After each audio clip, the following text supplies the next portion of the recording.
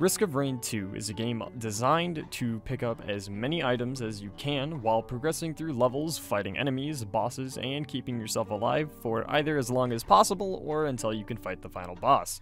Well, if you remove the main aspect of picking up items, the game becomes quite difficult. That's why today I wanted to ask if you can beat Risk of Rain 2 without opening any chests.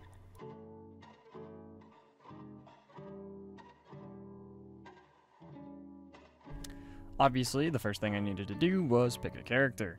The most skill-centric character that I could think of to do this run with was Railgunner. Railgunner has amazing ability to burst down bosses and enemies without really relying on too many items, so that was my choice for the first run. And all of this challenge, actually. I really wasn't confident in any other characters. So let's go over what I can get items from. Chests are obviously a no-go. That includes regular chests, medical chests, large chests, weapon chests. Pretty much any form of chest is off limits. Shrines of Chance, however, are perfectly on the table, as are multi-shop terminals. Oh, also I suppose the little rotating slot machine chest is off the table as well. Void baubles are fine if I can get corrupted items. Multi-shop terminals, as I stated earlier, are fine. Shrines of Chance are pretty much, RNG anyways, so sometimes I might not even get an item from it before I decide to leave a stage, so I'll just use those when I can, assuming they decide to give me an item. And I can also take any of the items that I get after killing a boss from the teleporter event. This doesn't leave me with a whole lot of options for items though, however, because there's usually only one multi-shop terminal per stage, although sometimes there can be none, while at other times there could be anywhere from 2 to 3. I did get 2 or 3 in one stage once or twice during this run, but sometimes they didn't really have items worth grabbing. Another thing I should mention is that I am allowed to use little equipment canisters. I honestly don't know what they're called, but I can use those to get equipment, although the equipment in this game is very hit or miss depending on which one is good and which one is bad. I feel like there's a lot of bad equipments instead of good ones, so that's not really that helpful. I didn't actually get any damage equipments through the entirety of this challenge. None of the equipments that I found on any of my attempts were ever good for dealing damage, which is kind of sad, but such is life when you're playing a game that has heavy RNG. Anyways, after completing stage 2 and nuking the boss pretty quickly and getting a really good item in the form of a Will-O-Wisp, I got a Newt portal, which I took to pick the next map. I'm not a fan of Scorched Acres, so I went with this one instead. This is also a new one with the DLC that I haven't really played that much, so I figured I owed it to myself to try this one out. I did end up finding a good couple items here, although one of them was completely worthless for Railgunner, that being a Focus Crystal. Focus Crystal makes enemies near me take more damage, which, of course, doesn't really help when I'm a character that focuses on sniping. So for this stage, I nearly died, and it was putting it into perspective how difficult this challenge was going to be if I relied on purely RNG for my items, as at this point I was on stage 4 with 0 healing items, and 0 healing items available in this stage due to the different areas that I checked around for. None of the multi-shop terminals had healing items, and I couldn't really afford any of the Shrines of Chance relatively soon before the teleporter to, get healing items. So I died and lost the first attempt. Attempt number 2, that's going to make it into the video anyways. I skipped a lot of them because there were some that were just really bad.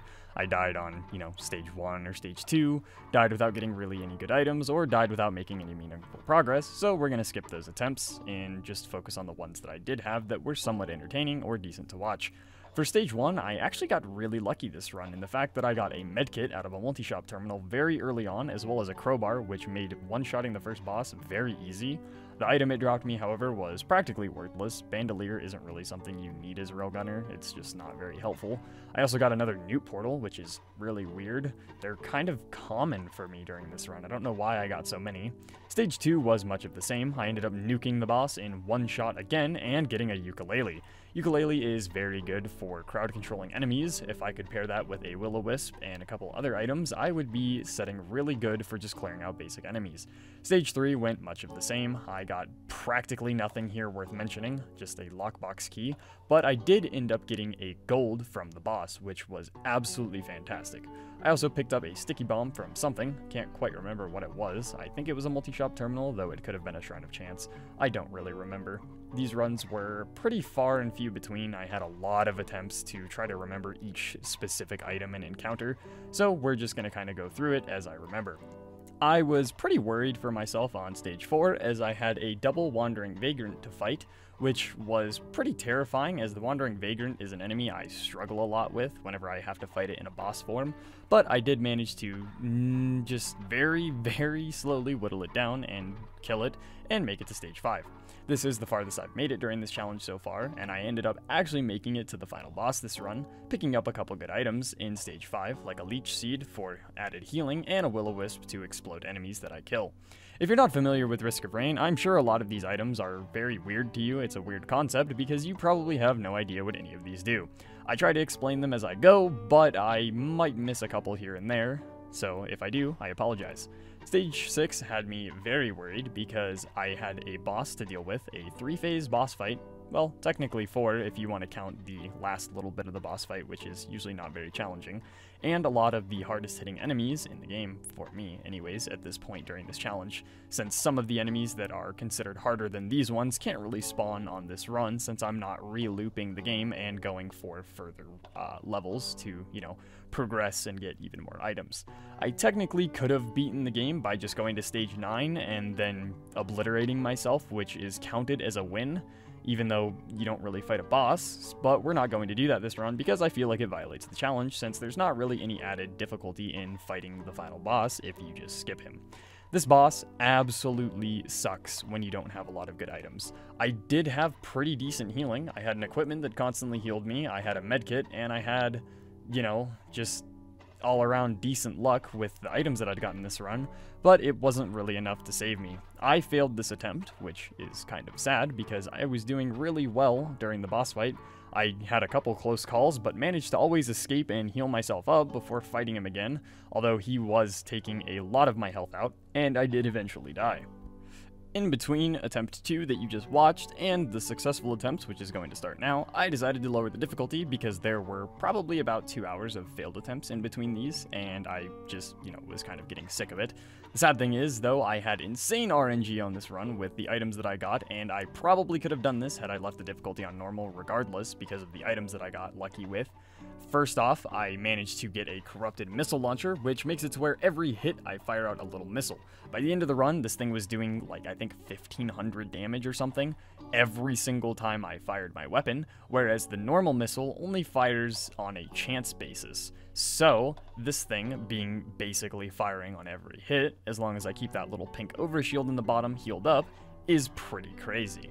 The overshield doesn't require anything special, it just regenerates on its own, so I was basically guaranteed free damage at the beginning of stage 1. In stage 2, I got Wungus, which is Weeping Fungus, and it makes it to where as long as I'm sprinting and moving, I heal. This is a corrupted version of Bustling Fungus, which normally only heals you if you're sitting still. This is perfect for me because I'm not playing a character that needs to sit still, and I have basically free healing for the rest of the run because of this. Also on stage 2, I got really lucky with a gold rarity item dropping from a boss, which is pretty uncommon for me. I feel like I find those very rarely, and it also siphons health from enemies, giving me more healing. In stage 3, I ended up getting Monster Teeth, which give me healing after every enemy that I kill, as well as Crit Goggles, which up my damage, and another Void item in the form of a Needle Tick, which is pretty decent. I feel like I wouldn't really benefit from Bleed Daggers on Railgunner, but, then again, any item would have been a beneficial one. I just happened to pick this one up because it was there and I could use it for the run. I ended up getting an Ignition Tank, which boosts my gasoline's damage every time I kill an enemy by 4 times, which is really insane, and ended up getting a good chunk of items in stage 4, one of which was another gasoline canister, which is awesome to have since it boosts with the Ignition Tank, and a armor plate for damage reduction. I also decided to activate Shrine of the Mountain, which spawns more and more difficult bosses during the teleporter event. Since I was playing on easy, I feel like I owed it to myself to give it more of a challenge. Again, it was Wandering Vagrants, and I nearly had a heart attack, but I managed to kill them all, getting 2 more Bandoliers, which are pretty terrible, according to, earlier, and made it on to stage 5. I was right there where I needed to be for the boss. I was so close, and I was just absolutely not wanting to throw this run away since I had such good items. I ended up actually finding another 1 Gis and another corrupted missile, so I had really, really good damage over the course of this run, as well as finding a ukulele late game, and getting another gold rarity item from the boss from stage 5 that just helps heal me even further. I had pretty much everything that I could want. I also managed to find a couple more Shrines of Chance here before I left the stage that I saw while I was doing the teleporter event, and I went to grab those before confronting the boss. I was as stacked as I really could have been. I mean, there's obviously, slightly better items that I could have had.